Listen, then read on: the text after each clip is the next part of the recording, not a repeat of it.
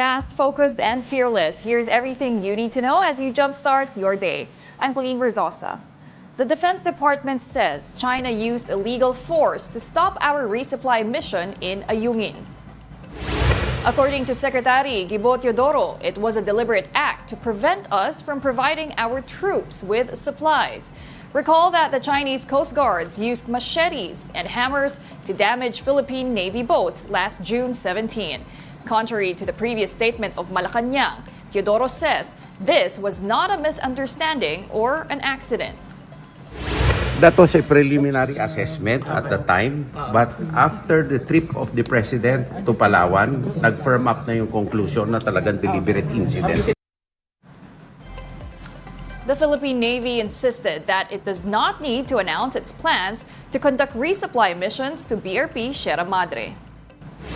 In an interview with 1PH sa Totoo Lang, Philippine Navy spokesperson for the West Philippine Sea, Commodore Ray Vincent Trinidad, said they do not have to seek permission before proceeding to their resupply missions. The newly established National Maritime Council earlier recommended the announcement of resupply missions to Ayungin Shoal. This is in light of China's aggressive actions against our troops in Ayungin Shoal last week. Ito ay mandato ng ating armed forces, ng ating Philippine Navy, and we don't have to seek permission or get anybody's consent. We will continue operating wherever international and domestic law allows us to. International studies expert Renato De Castro analyzes the latest statement of the government on the June 17 Ayungin incident. Here's an excerpt from his interview on StoryCon. A better crafted statement than the one we heard Friday, Professor? Well, the one last Friday is really more of a recommendatory. So, of course, now we see the answer. I'm assuming that the President spoke through the Defense Secretary, the Acting Secretary of the Department of Foreign Affairs, and, of course, the National Security Advisor. So, again, we have to understand, the task of the National Maritime Council is to recommend. And, of course, the President has basically, addressed its recommendation and, of course, showing to us that the buck stops with the President. But, of course, the President did not say it. He had to articulate it through the three key members of the cabinet that, of course, have to do with defense, foreign policy, and national security. So you see the symbolism. How do our forces defend themselves from, acts and axe-wielding? So, axe-wielding foreigners and ano pa yung dala? Bolo. How do you defend yourself from that? Hindi nga natin alam how we will defend ourselves from water cannon. Although high pressure yun, it should be considered a weapon actually. Well, if you look at what happened last June 17, have you watched the coverage of the Indian press? They go back to what happened in 2017. I think it was in May or spring of 2017 when, of course, you have a clash between the Chinese and Indian forces at the camp, right? The Chinese were carrying clubs with iron spikes, and of course the Chinese trained in self-defense techniques. So it resulted to the death of 35 Indian troops, including the commander of that Indian forces. So again, when we see, oh gosh, this is happening to us, look what happened between the Indians and the Chinese. And I tell you, we will expect more from this. We'll be back with more stories after this break. Keep it here on One News.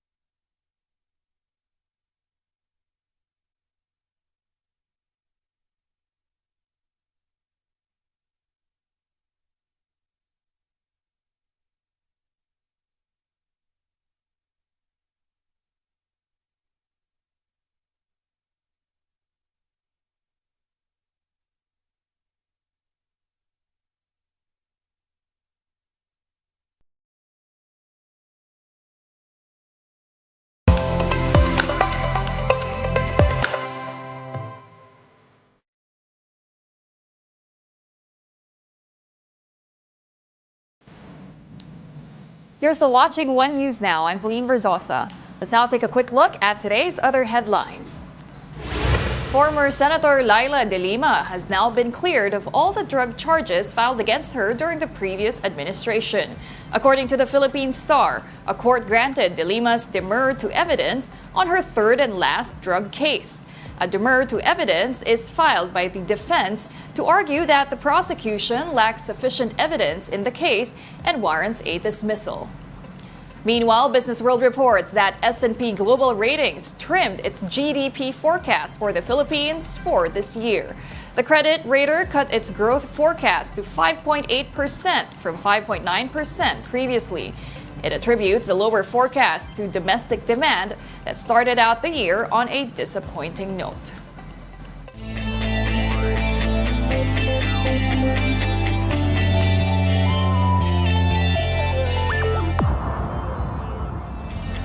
Gilas Pilipinas defeated the Taiwan Mustangs in their send-off friendly match yesterday at the Phil Sports Arena, 74-64.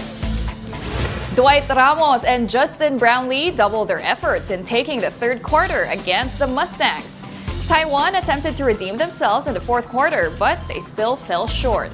Gilas is set to leave for Europe today to continue preparing for the FIBA Olympic qualifying tournament. Some members of Team Philippines have started their intense training in France a month before the 2024 Paris Olympics. The first batch of our delegates have officially settled in their training camp in Metz, France. They are led by Philippine Olympic Committee President Bambol Tolentino and Chef de Mission John Vic Remulla. This is the first time the POC is conducting a training camp for our Olympians. The second batch of Team Philippines, including boxer Yumir Marshall and gymnast Carlos Yulo, are expected to arrive in Metz in the next few days.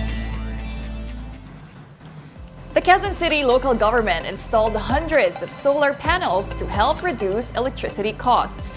This initiative aims to enhance the city's energy efficiency. Mobile Journal Francis Orsho has the story.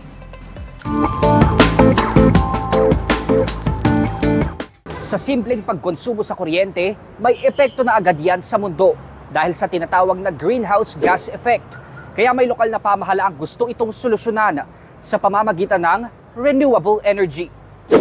Daan-daang solar panels ang ikinabit ng Quezon City LGU sa kanilang mga gusali. Bahagi ito ng kanilang advokasya para maging energy efficient. We recently energized 600 solar panels that are installed in the main building of the City Hall, the Legislative Building, and the Treasury Building. These can actually produce 200 kilowatt peak of electricity based from the solar energy source. Batay sa 2019 report ng United Nations, greenhouse gas emissions ang may pinakamalaking ambag sa lumalalang climate change. Isa sa dahilan ng pagtaas ng greenhouse gases ay ang energy production. Karaniwang nakadepende kasi sa fossil fuel ang paglikha ng kuryente na maituturing non-renewable energy. At dahil sa paglalagay ng daan-daang solar panels sa City Hall, makakabawas na ito ng 130 tons annual carbon footprint na nalilikha ng syudad.